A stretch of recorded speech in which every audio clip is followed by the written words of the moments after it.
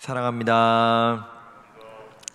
오늘 시편의 저자는 어떤 곳을 바라보며 오늘 시편을 시작하고 있습니다. 하나님에 대해 분명히 이렇게 선포하며 오늘의 시편을 시작하는데요. 바로 하늘에 계시는 주여라고 하며 하나님을 부르고 있습니다. 하늘이라고 하는 장소는 우리는 쉽게 이 개념을 볼 때 높은 곳에서 낮은 곳을 내려다보는 위치입니다. 오늘 시편 저자는 오늘 눈을 들어서 보아야 할 곳이 바로 하늘이다라는 것을 알고 그 하늘을 향해 외치고 있습니다. 물론 이 하늘이라는 것, 하나님이 계시는 곳이 하늘이라는 그 자체는 상징적인 의미를 갖고 있지만 여기에서 중요한 것은 이 시편의 저자가 누구를 바라보고 있는가? 바로 하나님 그 한 분을 바라보고 있다라는 것을 의미하고 오늘 시편 저자는 그것을 분명하게 알고 있습니다. 이 의미는 하늘에서 당장 어떤 불이 떨어지고 벼락이 내려서 나를 돕는다는 것이 아니라 그 하늘에 계신 나의 하나님께서 나를 도울 것임을 간절하게 소망하고 있다는 것을 우리는 알 수 있습니다. 오늘 본문은 계속해서 2절에서 이렇게 얘기합니다. 종들이 그의 상전을 바라보는 것과 같이. 종이 간절하게 상전을 바라볼 때는 과연 어느 때일까요? 자신에게 벌을 내릴 때를 간절히 바라보고 있을까요? 그렇지 않을 것입니다. 자신을 칭찬하고 자신에게 상을 내리는 것, 자신에게 은혜를 베푸는 것을 간절히 바라보는 것이 바로 종이 그 주인을 바라보는 그 때라고 생각합니다. 그런데 오늘 시편 저자는 무엇이라고 말하고 있을까요? 여호와 우리 하나님을 바라보며 우리에게 은혜 베풀어 주시기를 기다리나이다.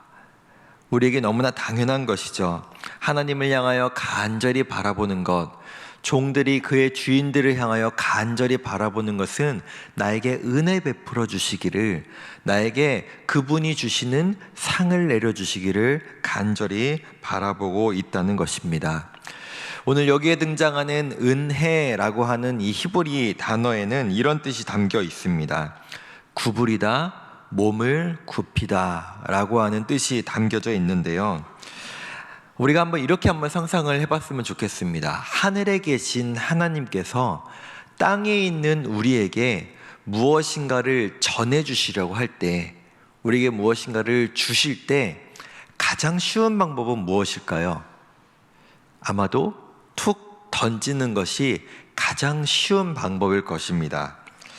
그런데 사랑하고 소중히 여기는 대상에게 우리는 무언가를 전달할 때 툭 던지면서 그렇게 전달을 하시나요? 저도 지금까지 한번 돌아봤을 때 제 아내나 제 아이에게 무언가 물건을 전달할 때 던져서 전달한 적은 없는 것 같습니다. 그렇다면 어떻게 해야 할까요? 위에 있는 대상이 아래에 있는 대상에게 무엇인가를 전할 때 던지지 않는다면 스스로 몸을 굽혀 그것을 전해야 할 것입니다. 하나님께서 우리에게 은혜를 주시기 위하여 그분께서 몸을 구부려 몸을 굽혀 우리에게 은혜를 베풀어 주신다는 것이죠. 그런데 여기에 사용된 이 은혜라고 하는 히브리 단어에는 또 다른 뜻이 하나 담겨져 있는데 바로 은혜 받을 자격이 없는 자에게 은혜를 베푼다라는 의미가 담겨 있습니다. 자비를 베풀다, 긍휼히 여기다라는 의미입니다. 시편의 저자도 또 지금 말씀을 받는 우리도 하늘에 계신 그 하나님께서 우리에게 주시는 그 은혜를 받을 자격이 없는 자인데 그 하나님의 자비로, 그 하나님께서 베푸시는 그 긍휼로 우리는 그 은혜를 누린다, 그 은혜를 받을 수 있다라는 것입니다. 그 시편의 저자는, 오늘 이 시편의 저자는 그 사실을 분명하게 잘 알고 있었습니다. 내가 받을 자격이 없는 그 은혜라는 자리, 그 하나님께서 그 은혜를 우리에게 주시기 위해서 몸을 굽혀가며 우리에게 그 은혜를 허락해 주신다. 그 은혜를 간절히 사모하고 그 은혜만을 간절히 바라볼 수밖에 없지 않을까요? 몸을 굽혀서까지 하시면서 우리에게 베풀어 주시는 그 하나님의 은혜, 그 모습을 우리는 어디에서 기억하고 또한 발견할 수 있을까요? 얼마 남지 않은 성탄절에 우리에게 오신 그 예수님, 그 예수님께서 십자가에 달리시기 그 직전에 제자들과의 만찬에서 그 한 명 한 명의 발을 닦아주실 때 예수님께서는 그 천한 종들도 하지 않는 그 일을 몸을 직접 굽혀 가시면서까지 그 제자들을 섬겨 주셨습니다. 그것이 바로 우리에게 은혜라는 사실이죠. 그렇다면 우리가 이미 받은 그 은혜, 받을 자격이 없지만 하나님께서 우리에게 허락하신 그 은혜에 대해서 우리는 어떻게 반응해야 할까요? 우리는 이 은혜가 당연한 것이 아니라는 것을 깨닫고 기억하며 살아가야 할 줄로 믿습니다. 또한 이 은혜를 우리에게 허락해 주실 수 있는 분이 바로 하늘에 계신 하나님이라는 사실도 우리가 잊지 않아야 할 것입니다. 시편의 저자는 3절과 4절에서 그의 인생이 고통 중에 있었음을 우리에게 말하고 있습니다. 그는 멸시를 받으며 살아가고 있다라고 호소하고 있습니다. 우리가 누군가에게 멸시를 받고 고난을 받고 또 고통 중에 살아갈 때 보통의 인간들이라면 당연히 드는 마음은 어떤 마음일까요? 내가 멸시를 받는 이유는 아마도 그 사람보다 내가 약해서, 힘이 없어서, 능력이 없어서일 것이라 생각합니다. 그렇다면 자연적으로 이런 마음이 들겠죠. 저 사람이 갖고 있는 힘을, 그 능력을 나도 갖고 있다면 내가 이 멸시받지 않을 텐데, 나도 오히려 누군가를 멸시하며 살 수 있을 텐데 라는 마음일 것입니다.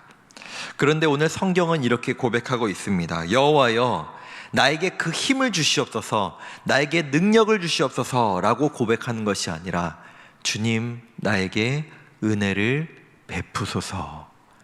지금 나에게 필요한 것은 나를 멸시하는 저자가 갖고 있는 그 힘과 능력이 아니라 여호와 하나님의 은혜가 나에게 필요합니다. 하늘에 계신 하나님, 나에게 은혜를 베풀어 주소서라고 고백하고 있습니다.